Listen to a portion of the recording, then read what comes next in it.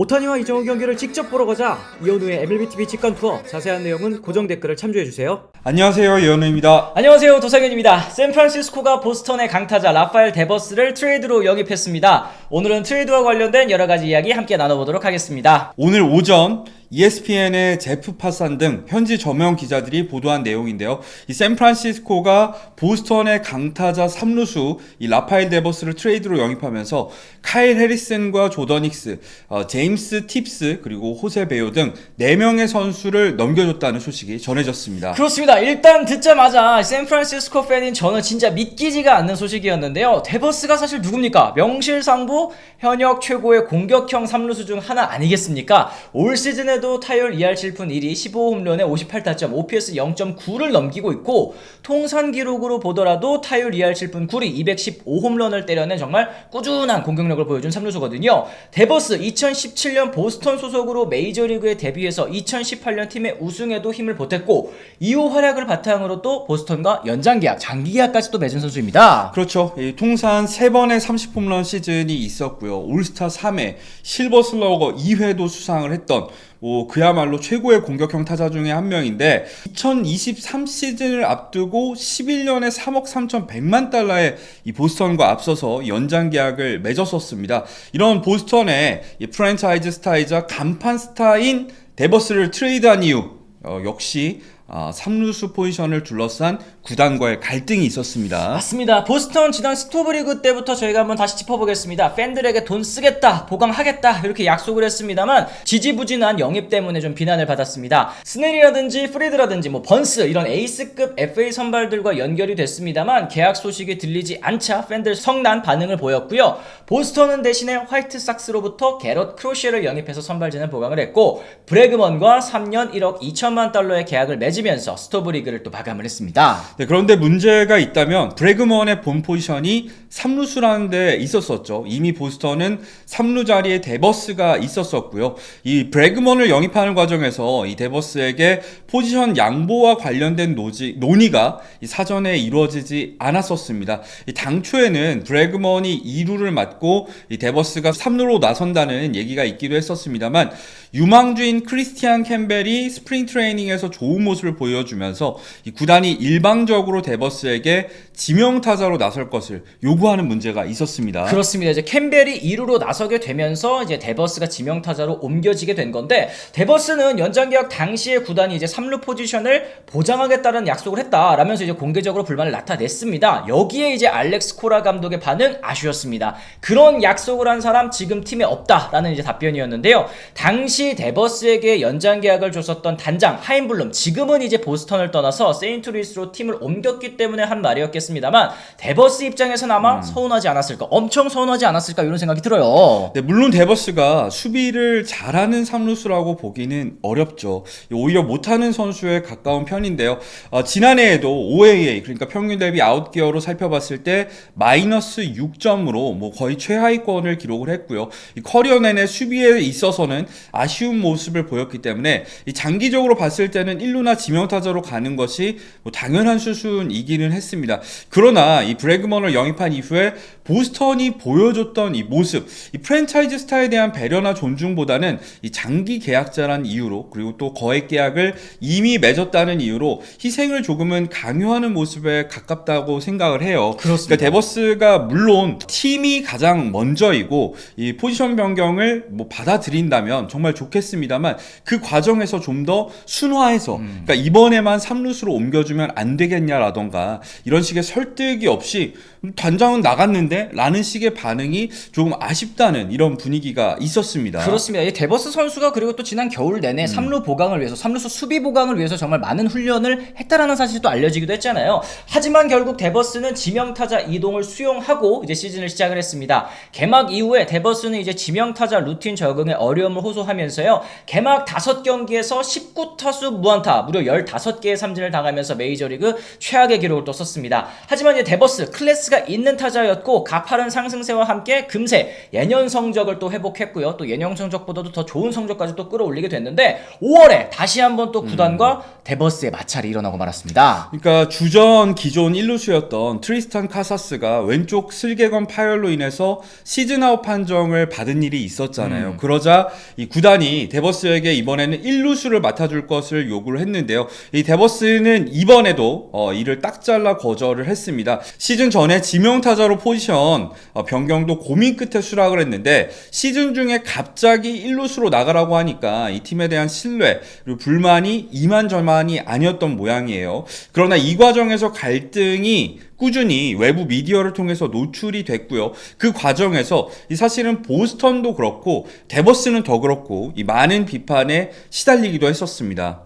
그리고 이제 결국에 잡음이 완전히 꺼지지 않은 상황에서 이렇게 트레이드까지 이루어지게 된 것으로 보여지고요. 그렇습니다. 사실 데버스 선수의 트레이드 대가로 보스턴이 받은 선수들은 이 데버스의 가치를 생각해봤을 때 사실상 그리 중요하지 않은 선수들이라는 생각이 듭니다. 좌완 선발 카일 해리슨 데뷔 전에는 유망주 랭킹 상위권에 이름을 올리면서 차세대 좌완 에이스가 될 자질로 기대를 받았습니다만 데뷔 3년 차인 올 시즌에도 4점대 중반 평균 자책점 기록하면서 아직은 잠재력을 드러내지 못하고 있고요. 지난해부터 선발 전환을 시도했었던 조던 힉스 그 도전 실패로 또 돌아갔습니다. 악성 계약으로 전락하고 말았는데 올해도 결국 6.47의 평균 자책점을 기록하고 지금은 부상자 명단에 이름을 올리고 있습니다. 올해를 제외하더라도 남은 계약이 한 2년에 2,500만 달러 가량이니까 힉스는 사실상 샌프란시스코 입장에서는 연봉을 덜어내기 위해 포함한 선수에 또 가깝고요. 팁스나 베요 요 두 선수는 유망주 랭킹 탑 100 안에도 없는 선수이기 때문에 샌프란시스코 입장에서는 사실상 데버스를 거저 영입한 것에 가깝지 않나 이런 생각이 좀 들었어요. 네, 이후 밝혀진 사실에 따르면 이 데버스가 먼저 트레이드를 요청한 게 아니었고요. 이 데버스는 구단과의 마지막 대화에서도 나는 이 도시를 사랑하고 이 팀에 계속 머물고 싶다. 그러나 내가 팀에 필요 없는 존재라고 생각한다면 나를 트레이드해라. 내 가치를 인정해주지 않는 곳에는 있고 싶지가 않다라는 말을 했다고도 하더라고요. 그리고 보스턴의 이 말을 듣고 나서 선택은 결국에는 트레이드였습니다. 트레이드가 이루어진 직후에 이 보스턴 구단 측은 3억 달러 이상의 계약에는 팀을 위해서 옳은 일을 해야 되는 책임이 따르지만 데버스가 그 책임을 다하지 못했다라고 판단했다라고 밝히기도 했었는데요. 결국에 이 트레이드가 일어난 이유는 포지션 갈등이라는 거를 이 구단 측에서 먼저 밝힌 겁니다. 맞습니다. 이 샌프란시스코는 어쨌든 이 데버스 선수의 자녀 연봉 2억 5,400만 달러를 모두 부담하게 됐는데요. 그러나 이제 데버스의 계약에는 디퍼 7,500만 달러 가량이 포함이 되어 있기 때문에 연평균 금액은 약 2,800만 달러에서 2,900만 달러 선이라고 합니다. 지금 소토가 7억 6,500만 달러, 게레로가 5억 달러를 받는 세상에 데버스 정도의 생산력을 보여주는 타자의 연봉, 물가 상승률을 감안하면 사실 뭐 거절하는 생각이 또 들거든요. 네, 게다가 이제 데버스 같은 경우에는 뭐 커리어는 정말 길긴 하지만 아직 만으로 28살에 불과한 젊은 선수거든요. 이 체프먼의 존재 때문에 이 샌프란시스코에서도 이 3루수를 장기적으로 맡을 가능성은 거의 없긴 하겠습니다만 이 데버스가 지명타자로 나선다는 것만 하더라도 답답한 샌프란시스코 공격력에 큰 보탬이 될 수 있을 것으로 보이고요. 이 체프먼이 이탈 기간이 약 한 달가량으로 추정이 되는 상황에서 데버스가 일시적으로 3루수를 맡을 수 있다는 것도 샌프란시스코 입장에서는 포지션 유연성을 더해주는 영입이 될 것으로 보입니다. 그렇습니다. 뭐 어쨌든 데버스가 필요 없다고 내쳐진 팀에서 절실히 필요한 팀으로의 이적인 셈이 됐는데요. 데버스가 포함된 샌프란시스코 예상 라인업도 제법 탄탄해 보입니다. 폭스 스포츠는요, 이정우 선수를 이제 1번에 놓으면서 아다메스, 데버스, 체프먼, 라모스, 플로레스, 야스트렘스키, 베일리, 피츠제럴드로 이제 타선을 꾸렸는데요. 사실 뭐 데버스 하나만 더 보태졌을 뿐인데 이 상위 타선의 무게감이 확실히 달라졌다는 느낌이 듭니다. 네, 물론 오늘 샌프란시스코는 다저스에게 4대5로 패하면서 이 시즌 41승 31패로 이 다저스와의 승차가 2경기로 늘어난 상황입니다. 하지만 오늘 있었던 이 데버스 트레이드는 향후 샌프란시스코가 와일드카드 도전을 계속 이어간다는 측면에서 추진력을 얻었다는 측면에서 상당히 도움이 되는 트레이드가 될 것으로 보여집니다. 그렇습니다. 사실 뭐 이 트레이드를 평가하는 데 있어서 뭐 다른 의견이 얼마나 있을까는 잘 모르겠습니다만 현우님께서는 이 트레이드 보시고 또 어떤 생각하시는지 궁금해요. 저는 새벽에 트레이드 소식을 뭐 거의 곧바로 접했는데 이게 페이크 뉴스가 아닌가 일단은 첫 번째로 생각을 했었고요. 그 다음에 트레이드 대가가 나왔을 때 카일 해리슨과 조던 힉스까지만 공개가 되고 그 이후에 이 트레이드에 포함된 2명의 유망주 이름이 뜨지 않았잖아요. 엘드리지를 트레이드에 넣었나? 라는 생각이 들었던 게 이 샌프란시스코 팀 내 유망주 중에서 가장 가치가 높게 평가받는 선수 아니겠습니까? 그렇죠. 근데 그 선수도 포함되어 있지 않다는 얘기를 듣고서 와, 이거는 보스턴이 팀 케미스트리를 해쳤다는 이유로 간판 타자를 거의 거저내놨네 라는 생각이 들었고, 이 샌프란시스코 입장에서는 말 그대로 대박이 나게 된 거죠.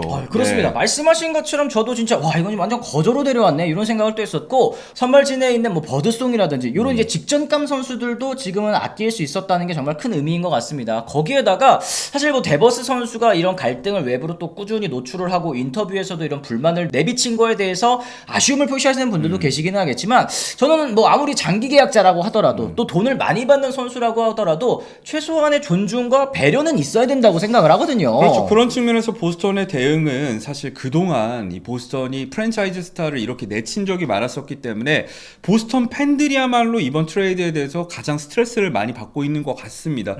뭐 어쨌든 사실 이 데버스가 이 샌프란시스코로 오게 되면서 또 하나 생각해야 될 거, 이정우 선수 때문에 이제 샌프란시스코 경기를 보시는 분들이 정말 많은 상황에서 가장 답답했던 게 팀의 공격력이었는데, 그 공격력을 더해줄 수 있는 최고의 카드를 영입하게 되면서 이정우 선수의 득점도 더 늘어나게 될 거고요.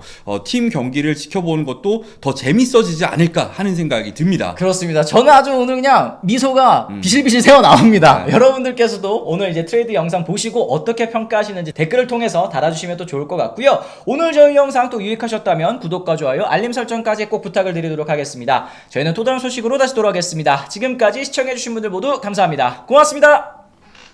I'm ready to go. I'm ready to go.